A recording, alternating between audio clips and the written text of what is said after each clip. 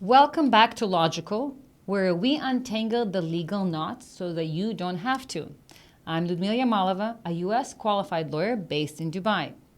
In each episode, we break down complex law into clear, practical insights that you can actually understand and use. Today, we'll be talking about payment orders and confirmed commercial debt in the UAE. Why this otherwise dry topic is relevant, it's because in the UAE, creditors have access to an expedited and highly effective judicial mechanism for debt collection known as payment orders. Under the right circumstances, a payment order allows creditors to obtain swift court decision to recover outstanding debts without the need for protracted litigation. This judicial tool is designed to provide a fast-track solution for creditors with confirmed commercial debt, reducing both the time and the cost for pursuing debt recovery through traditional court proceedings. Payment orders are particularly valuable in cases involving clear, uncontested debt supported by commercial documents. However, their application is limited to specific legal conditions and circumstances as defined by the UAE law and further clarified by various court rulings. This episode explores the scope, requirements, and practical considerations for obtaining payment orders under the UAE law. So let's break it down. With regards to the legal framework that governs payment orders, it was first introduced in 2022, and the law that governs this is called the UAE Civil Procedures Law, number 42 of 2022, and Articles 143 to Articles 150 specifically. So the law sets out an expedited mechanism for debt recovery, but only in cases where a debt meets strict legal criteria. So the purpose of the payment orders is to enable creditors to quickly obtain an enforceable judgment in cases where the debt is undisputed and clearly documented. There are certain conditions, obviously, that must be met in order for a particular document to rise to the level of a payment order. So in relevant terms, to successfully apply for a payment order, the following conditions, which are set out in Article 143 of the Civil Procedure Law, must be satisfied. 1, the creditor's right must be established in writing. This includes both electronic and paper-based documentation. Importantly, that does not mean that it has to be a document that clearly says this is a confirmed commercial debt. The writing can mean it can be in a specific document, it could be a loan document, or it could be even a WhatsApp communication or an email, informal communication, as long as it clearly states that such and such amount is owed. Number 2, the debt must also be due. So in other words, the payment obligation must already have matured and be payable. In other words, not conditional. Number 3, the debt must be specific in monetary amount or movable property. So for example, I owe you 100,000 dirhams, or I owe you a car. And the value or nature of the debt must be precise and not open to interpretation. And finally, the last condition is the debt must be confirmed in a commercial document. So the document should demonstrate a clear commercial relationship and establish debt obligation. So let me give you a few examples of what has historically been deemed to rise to the requirement of a confirmed commercial debt. The best example is a check.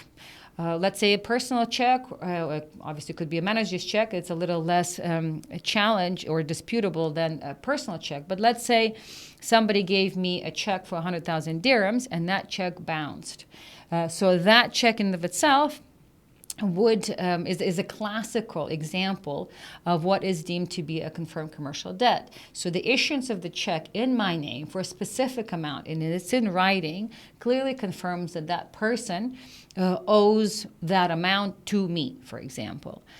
So that's one example. And then another example is an acknowledgement of debt. There's a specific document, for example, that could state, I acknowledge that I owe Ludmila, let's say 100,000 dirhams.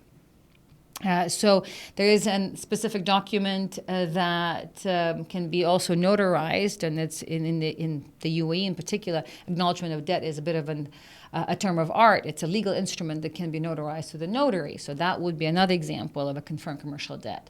It could also be a written confirmation of debt in any form. So it may not necessarily be done through the notary or kind of a more of a formal document, but it could even be in writing by hand, as long as, for example, I have a document that's from someone tells me I owe Ludmila, I confirm that I owe Ludmila 100,000 dirhams. And then there's some of the other, or there could be also, for example, an invoice or a confirmation of receipt of goods for specific value, and so on and so forth. So these are the different instruments that have historically been deemed as evidence of confirmed commercial debt and have been used as such quite successfully since the law was introduced. So why confirmed commercial debt and this payment order mechanism is relevant and important for debtors or for creditors, and important for, in particular, for business people in the UAE. It's because ultimately, as I mentioned earlier, it's an expedited process to confirm or to get paid. I mean, in simple terms. If you have an instrument like that, let's say a check or a receipt, like a confirmation from a supplier that they have received goods for X amount and they owe you payment for Y amount. So if you have one of those documents, then when you apply to the court and the request would be called a payment order request, it's not a substantive case. So you don't need to argue to the court that, yes, I had a contract with such and such party, and here's a copy of the contract, and the contract says 1, 2, 3, 4, 5, and as per these provisions in the contract, the party breached such and such clause in the contract, and the breach has been established by virtue of this party doing something or not doing something, and so on and so forth. So you don't need to argue your case. You don't need to substantiate your case. 1. 2, you also don't need to open up the door for the other party to challenge your case. So if we go back to that same example, so in a substantive case, I would have to file a case and present the document, the underlying contract with the party showing that, yes, I had a contractual relationship with such and such party, and these are the terms of that contract, and as per specific term in the contract, that party breached its obligation, and that obligation meant that they have to compensate me for X amount, and this is the confirmation why they breached their obligation. This is the confirmation of why it is that they owe me this amount. And then that opens up the door to the other party to obviously argue or challenge my position. And so then they would submit and they would argue, for example, that the document does not exist, that the underlying contract does not exist, or the contract is not valid, or that nothing in that particular contract had been breached, or that I breached first and I owe them something. Or that even if there was a breach, that breach does not necessarily entitle me to a request for compensation for such and such amount, and so on and so forth. And then kind of goes back and forth.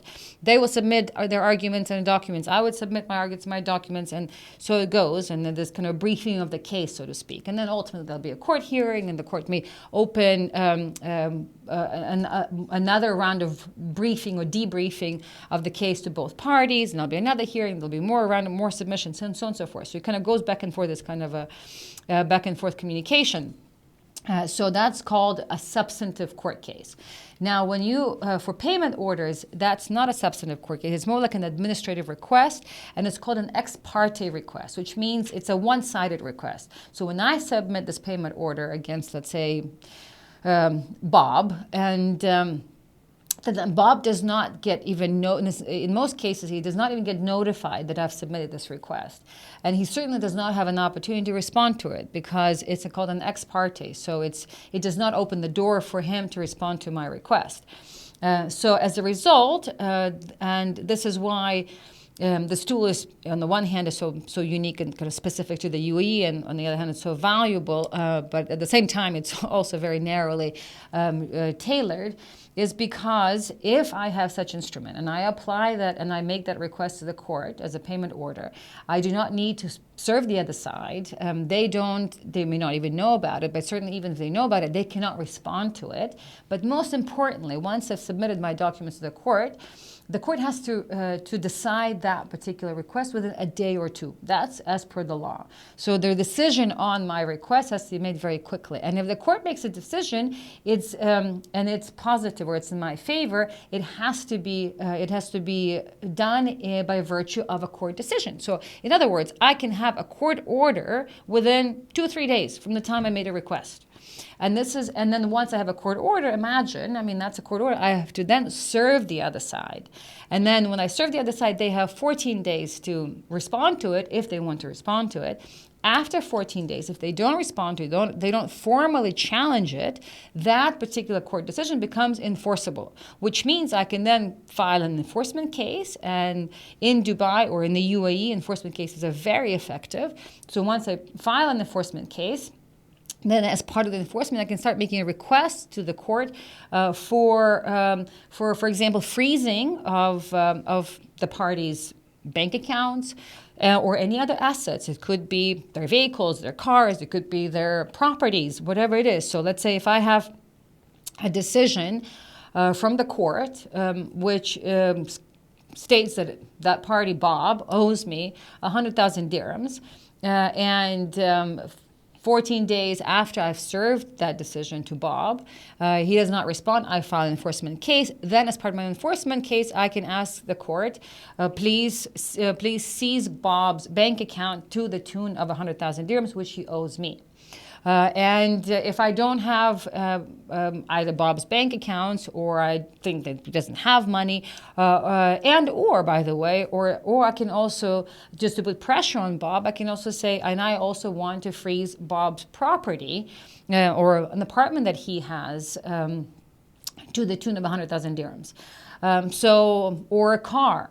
And so the enforcement case in the UAE is very effective, and it happens and it moves very efficiently.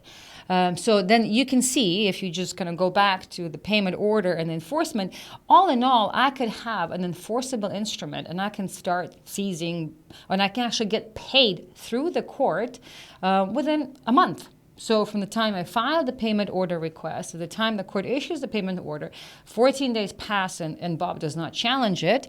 And then I file an enforcement case. I make a request to the court because enforcement cases move so fast. So it's that, that's perhaps a topic for another day. Through the court, there'll be a request that the court makes to the central bank to list out all of Bob's accounts, bank accounts, and if Bob has 100,000 dirhams in any one of his accounts, when the central bank and the other banks respond, they basically almost kind of by default automatically transfer the 100,000 dirhams to the court. So all in all, perhaps within certainly 2 months, it's very realistic that I will have 100,000 dirhams sitting in my name in the court's portal that I will be able to access to. So this is an example of how a successful payment order can work and why it is so, although it sounds kind of procedural and uninteresting and irrelevant, is so important to so many creditors in the UAE because of how you may be able to collect on it.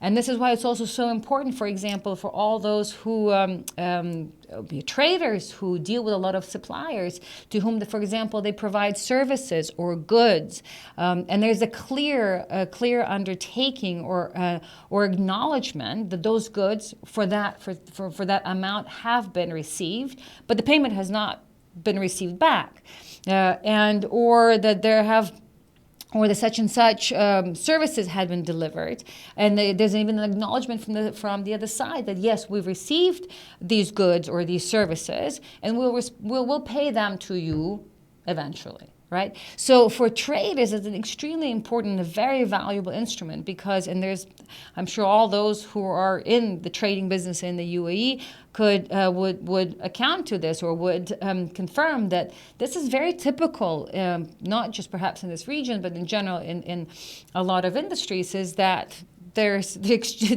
only kind of a one-way communication. I give you services, I give you goods, and then I sit and I wait for the payment to come in.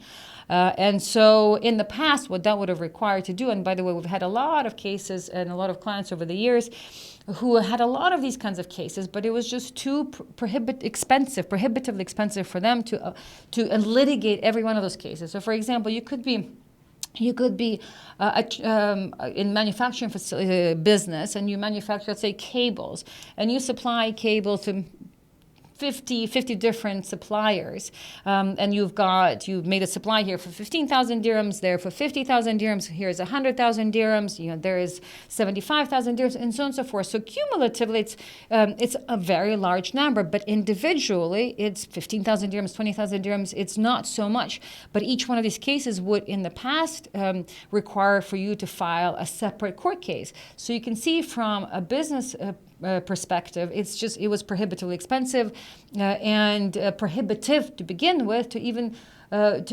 entertain that process of going to court and filing these 50 different cases against 50 different suppliers.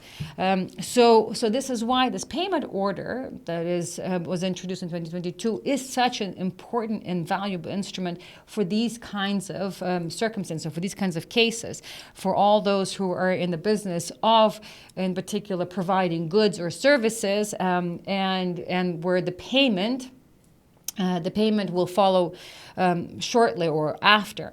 But there are specific conditions in order for these kinds of transactions to actually rise to the level of being accepted by the court as, in fact, a confirmed commercial debt.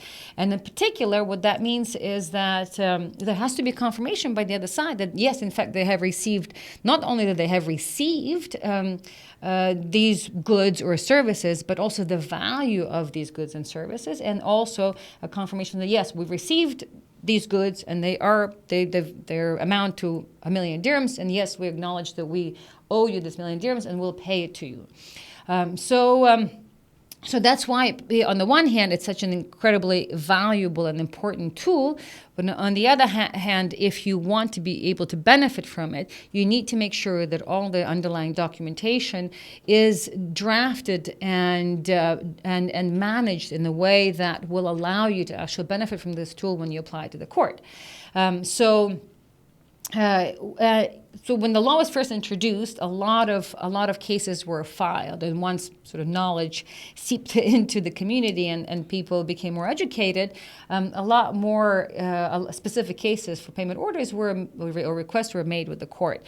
And one of the more specific, one of, I guess, perhaps more classical, the common examples was a check. So whenever somebody issues you a check and that check bounces for one reason or another, then that was a clear confirmation of a confirmed commercial debt, and there were a lot of cases like that ultimately would move for enforcement.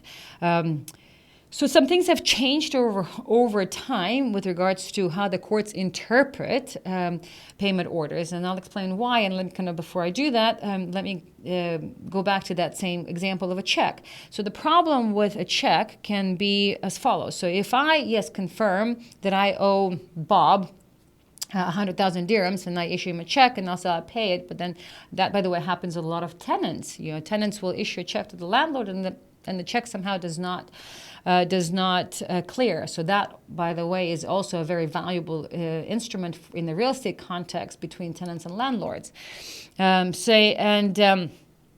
In that case, there's a confirmation, because me as a tenant, I live in this place, so therefore the check for 100,000 dirhams clearly is a confirmation that I owe that amount of money to the landlord. However, in many cases, as those who live and work and do business in the UAE would attest, checks are often given as guarantees. So it's not necessarily a confirmation that I owe you this money. It's more that just, yes, I intend to enter this transaction with you on this certain set of conditions, and therefore, and if these conditions are met, then yes, I will owe you this amount of money.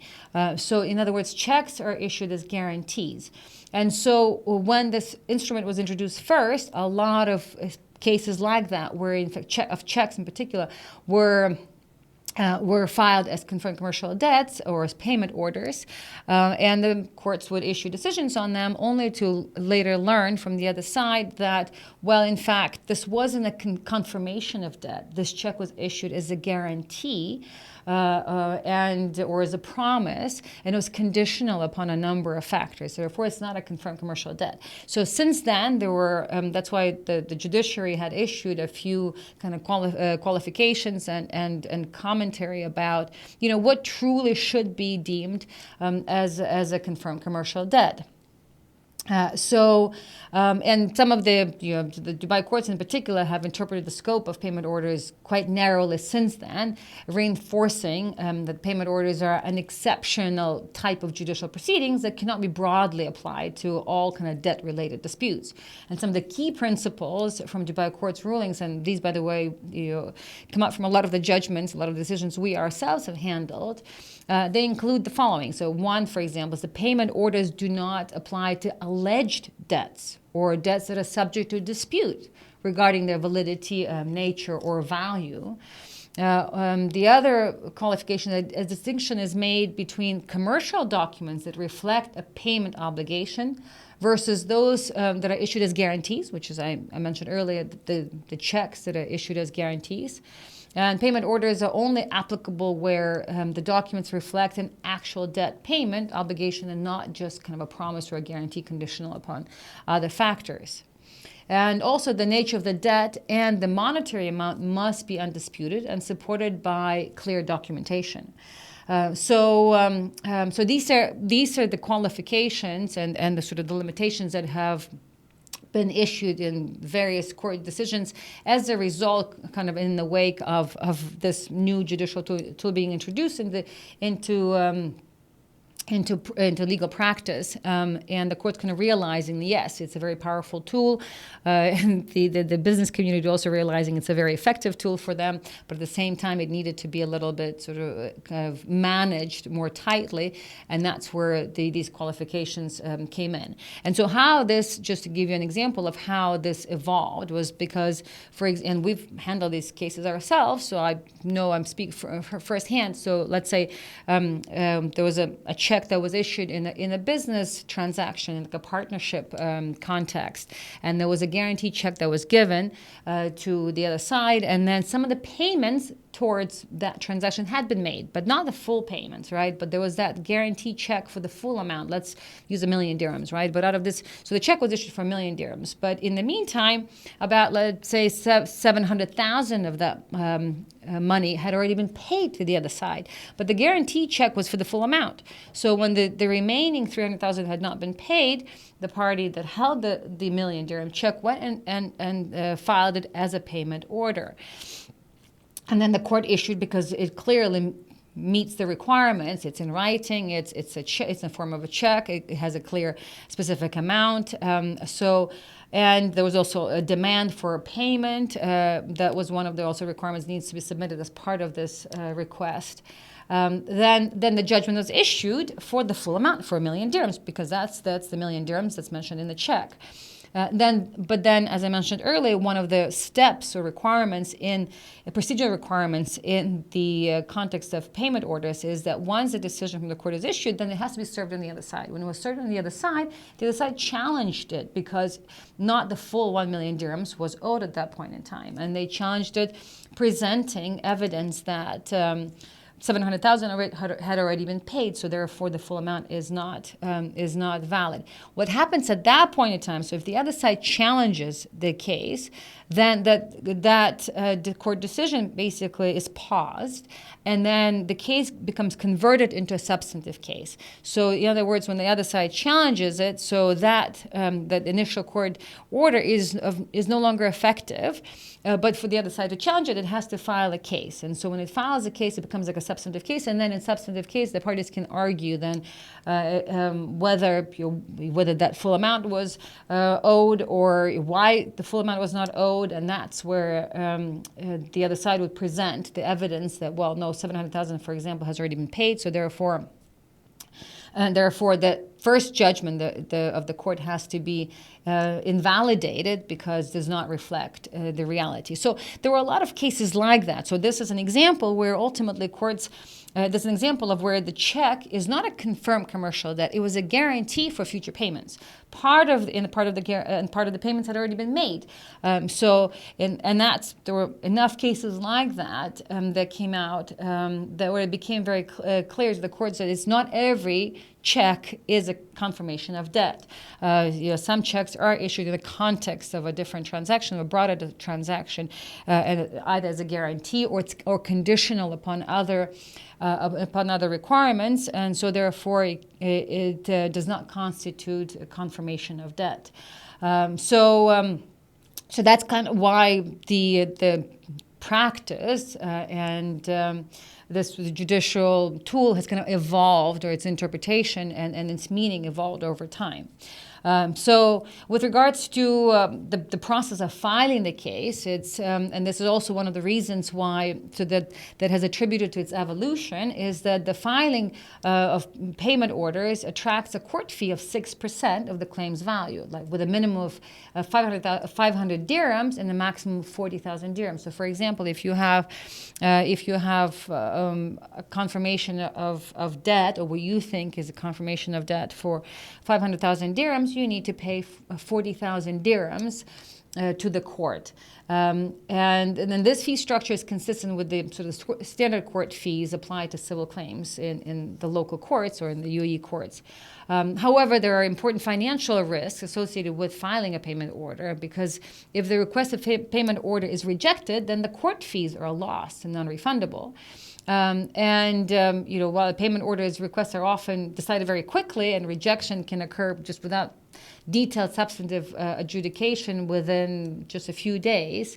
And so, therefore, creditors must carefully assess whether the debt meets the statutory and judicial criteria before filing a payment order to avoid unnecessary costs.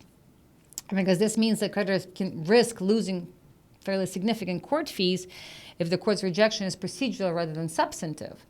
Just to give you a specific example for that, is that when you file a substantive case and you pay the same 6% fees I mentioned earlier, maximum 40,000 dirhams to the court, you can justify filing this 40,000 dirhams because you know the case is going to last for at least 6 months, 3 to 6 months to sometimes a year, back and forth. The parties will be briefing the case, there'll be hearings, there'll be submissions, and so from a psychological standpoint, it is easier for parties to justify paying the 40,000 dirhams, because this will carry them through, so to speak, for many months ahead.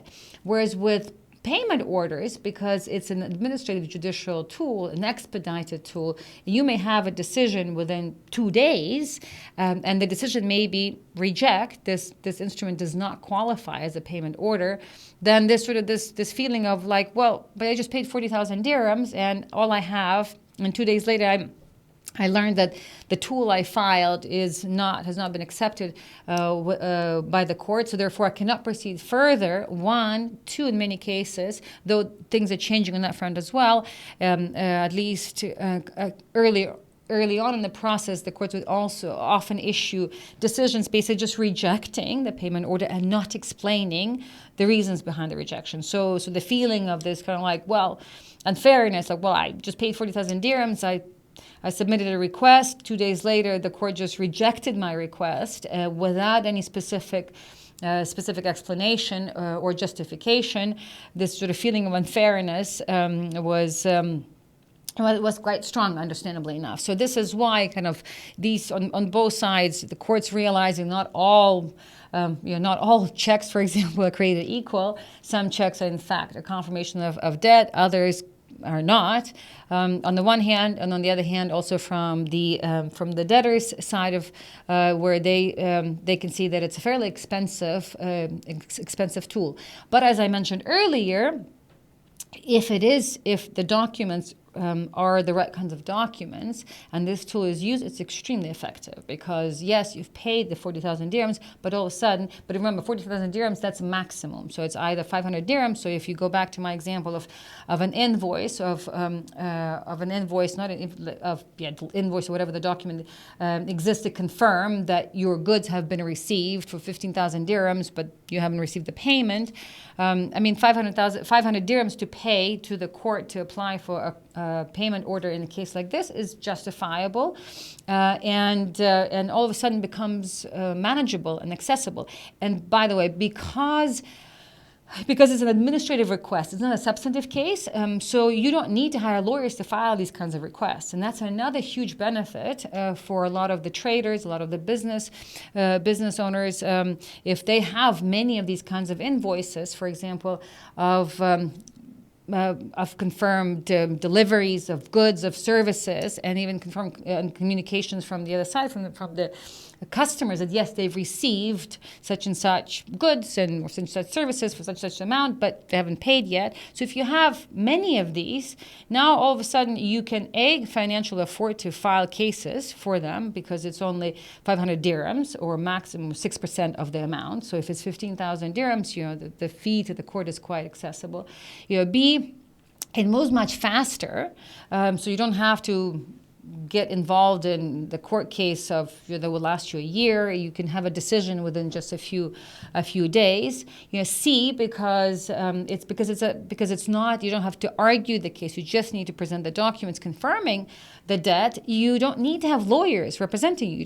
You don't need to have lawyers drafting any submissions for you, because there's nothing really legal in nature that you need to argue apart from the initial request and showing that yes, this is, I'm applying for payment order, and this is a payment order because here I have the documents 1, 2, 3, 4, 5 that clearly shows there's a confirmed commercial debt, so therefore I want the court to issue a decision. And then plus, these days it's so much easier to file cases through the court portal. You no longer need to go physically to the court and make submissions to the court, which in the past meant that you had to have lawyers to do it for you. Now, if you have your own court portal, whether it's a company or an individual, you can make this request through the court portal on your own without having to have lawyers, without having to pay significant fees, without having to submit any kind of legal arguments and such. So as a result, once again, we come back to how powerful this tool is, especially in commercial context, in commercial sense, where between business parties, and especially where between suppliers and traders, where there is an actual exchange of goods or services that happens. And in most of these cases, there's kind of almost like a standard set of documents, a protocol of documents that exchange between the parties that cumulatively is very clear confirmation of commercial debt. So this is why this tool exists in the way that exists. It was introduced in the way it was introduced, and it should be used by all those businesses. And it doesn't matter that you're a small business and the debt is small. Now that that this tool exists, and you know that you can do it yourself without having to hire a lawyer. I hope this empowers many small businesses and many small suppliers to be able to pursue their payments and pursue their rights through courts.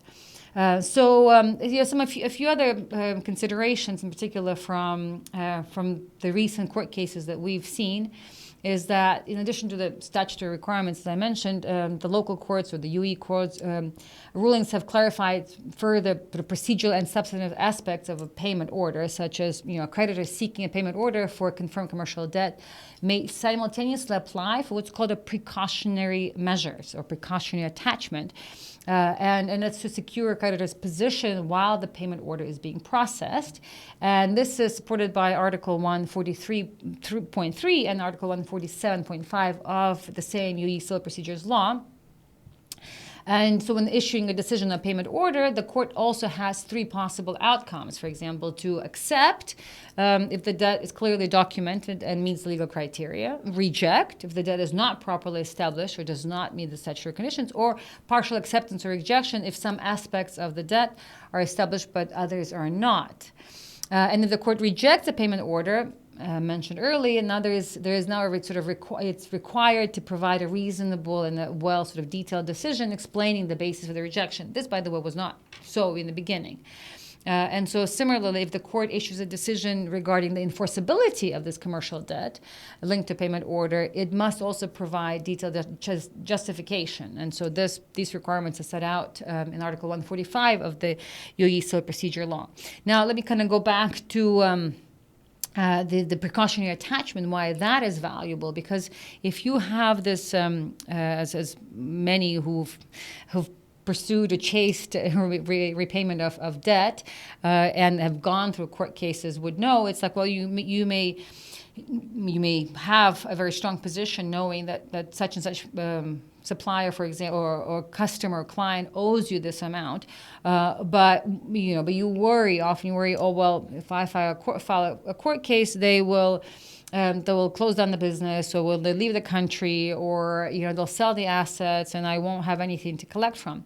So this is why, in addition to this payment order, there's a parallel instrument, as I mentioned earlier, called the precautionary attachment, and the courts often grant these, and that's a precautionary attachment, basically, which on the basis of this payment order request, you can also make a request. It's a separate request, but it's also ex parte. You can make a request for the court to freeze the assets of the other side, right? So even while you are still you're kind of serving the other side with a court order of the confirmation of debt, or you're trying, or if it's being challenged even, you can in parallel also file for a precautionary attachment to kind of freeze those assets, so that to make sure that your position as a creditor is secured, and that the party is not going to either sell all the assets, divest the business, but also importantly, as part of this precautionary attachment, sometimes you can even request to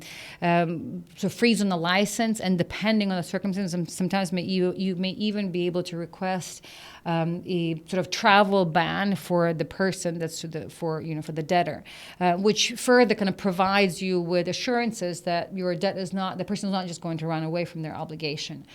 So as a result, it's a very powerful tool, and there's other sort of the precautionary attachment tool is kind of an add-on to it that makes it so much more powerful and so much more effective, and therefore so much more kind of business friendly, and that's presumably this is why the legislators decided to introduce it as is, and this is why it's been used as much as it has. But to this day, I would like to see more of a business community to be aware of this tool and how effective and how helpful it may be for them, because still we hear a lot from our clients, especially small businesses, how they suffer from their invoices or the customers or clients not paying them.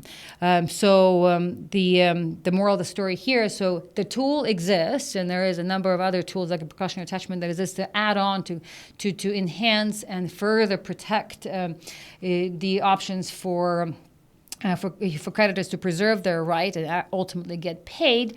But at the same time, in order to benefit from this tool, you need to make sure that you have all the documentation. The documentation, as I've said before, that there has to be a confirmed commercial, it has to be in writing, it has to be clearly in the context of a commercial relationship, it has to be a specific amount, there has to be confirmation this amount is due, and it has to be undisputed.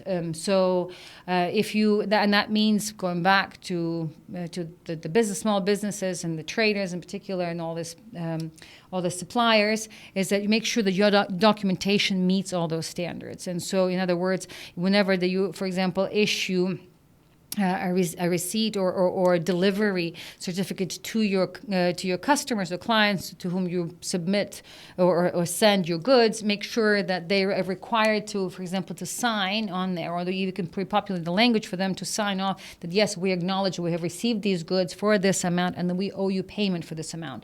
So a lot of this language that I've described, it can be and it should be included in your standard documentation, so that in the way when you deliver your goods or your services to your customer, that all they have to do is to sign, but where they'll sign on under the language that clearly confirms that they received your goods and the amount of the value of the goods, and that they are and then by signing there, they're confirming that they owe you that amount. You see how all of this kind of comes together if you have each one of the elements and so data points lined out in order.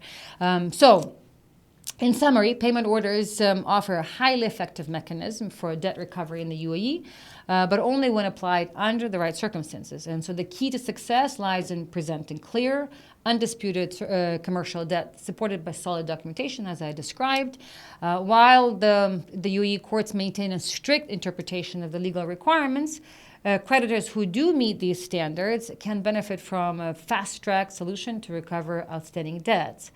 However, given the potential cost implications of rejection, particularly the risk of losing a court fee of up to 40,000 dirhams, creditors should carefully evaluate the strength of their claim before proceeding with a payment order of such form.